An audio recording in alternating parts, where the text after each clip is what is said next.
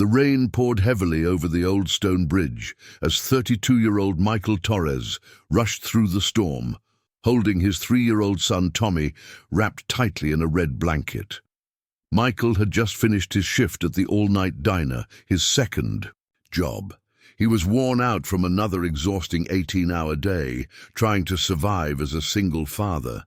The rent was due the next morning, and even after working 2 jobs, he was still $50 short. As he reached the middle of the bridge, the weak streetlights revealed a figure standing dangerously close to the railing. Through the sheets of rain, Michael noticed a young woman in a pale dress, her long hair soaked and sticking to her shoulders as she stared down at the dark river below. Michael's heart raced with alarm. He had faced enough struggles in his own life to recognize despair in someone else, and every instinct told him this woman was in deep trouble. "Tommy, hold on tight to Daddy," Michael whispered, then raised his voice through the storm. "Miss, are you okay?" The woman turned toward him, her face streaked with tears, eyes filled with sorrow as deep as the waters beneath them. She looked to be in her mid-20s, and though clearly in distress, there was something in her manner that suggested she came from a very different world than his. "Please just leave," she called back weakly. "I don't want anyone involved." Michael stepped closer, keeping Tommy secure in his arms. "I'm sorry, but I can't do that. My name is Michael, and this is my son Tommy. What's your name?" The woman hesitated, caught between wanting to be alone and being moved by the sincerity in his voice. "I'm Isabella," she finally replied. "Isabella," Michael said softly. "I don't know what brought you here tonight, but I do know nothing is worth throwing away your life. Trust me, I've been in some very dark places myself." Isabella gave a bitter laugh. "You have no idea what my life is like. You could never understand." Michael shifted Tommy in his arms, feeling the weight of his own burdens, but knowing this moment was bigger than his struggles. "You're right.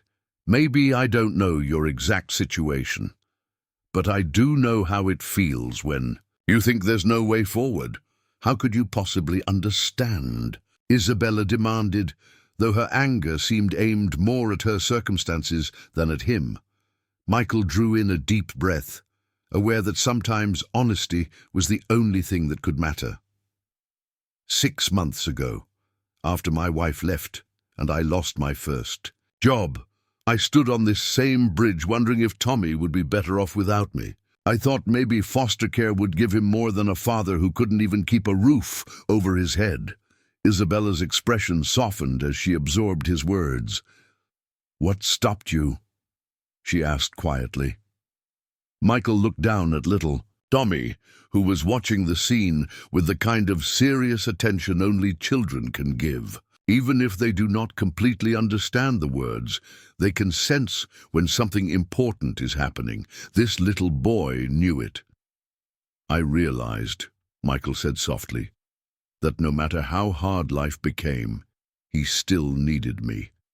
Not a perfect father, not a wealthy father, just his dad, the one who would never give up fighting for him." "But what if you're the reason people get hurt?" Isabella whispered, her voice trembling with emotion. "What if everything you touch ends in disaster?" Michael could see the heavy guilt weighing on her shoulders, some specific burden that had driven her to this desperate place. "Isabella," he said gently, "I don't know what has happened in your life, but I do know one thing. Everyone makes mistakes. The question isn't whether we fail, but whether we choose to learn from it and try to become better." Before Isabella could respond, Tommy, who had been quietly listening, suddenly spoke up in his small, innocent voice. "Lady, are you sad?" Isabella looked at the little boy with his golden curls and worried expression, and her heart cracked open. "Yes, sweetheart, I am very sad." "When I'm sad," Tommy said, "Daddy hugs me and tells me stories until I feel better. Maybe Daddy could tell you a story too." Tears blended with the rain on Michael's face as he realized his son was trying to comfort this stranger the same way Michael comforted him. "Isabella," he said, reaching out his hand toward her. "Please step back from the railing. Whatever has happened, whatever mistakes you believe you've made, they don't have to control the rest of your life." For a long moment, Isabella stared at his outstretched hand. Here was a man obviously weighed down by his own hardships, carrying a child through a storm, yet risking himself to help a stranger. The difference between his selfless concern and her self-destructive despair overwhelmed her. Slowly, Isabella reached forward and took Michael's hand. He gently guided her back from the edge. Once away from the railing, she collapsed against the stone wall of the bridge, sobbing with both relief and lingering anguish. Michael lowered himself beside her, still holding Tommy, and waited quietly until her tears began to fade. "Isabella, do you have anywhere safe to stay tonight?" he asked. She wiped her swollen eyes, gazing at the man who had just saved her life. "I've been staying at a hotel," she admitted, "but I don't think I should be alone right now. There's a 24-hour coffee shop a couple of blocks from here," Michael suggested gently. "Why don't we get out of this rain and talk? Sometimes it helps to share what's hurting you with someone who won't judge you." An hour later, they sat inside the warm, brightly lit coffee shop. Tommy was curled up, asleep in the booth beside his father. Across from them, Isabella finally began to open up, and Michael realized his instincts had been correct about her. She had not come from his world at all. Isabella revealed she was the daughter of Richard Hawthorne, one of the richest men in the state. She had grown up surrounded by wealth, but crushed under the impossible expectations of her family. 6 months. Earlier, she had made a series of decisions in her father's company that ended in major financial losses and hundreds. "I cost people their jobs, Michael," Isabella said bitterly, her voice thick with shame. "Families lost their income because of me. My father barely speaks to me now. Sometimes I feel like the world would be better if I just disappeared." Michael listened carefully. When she paused, he leaned forward, his voice steady and compassionate, the same way he spoke when helping Tommy through problems. "Isabella, making mistakes in business doesn't make you a bad person, and punishing yourself won't help those families." "What do you mean?" she asked, confused. "I mean," Michael said, "instead of running from it, maybe you should think about how to make things right. You come from a family with resources. There must be ways to create opportunities for those workers, to help in them rebuild." Isabella stared at him, surprised. "You really think there's a way to fix this?" Michael smiled faintly, remembering the times he had felt hopeless, yet always discovered another path forward.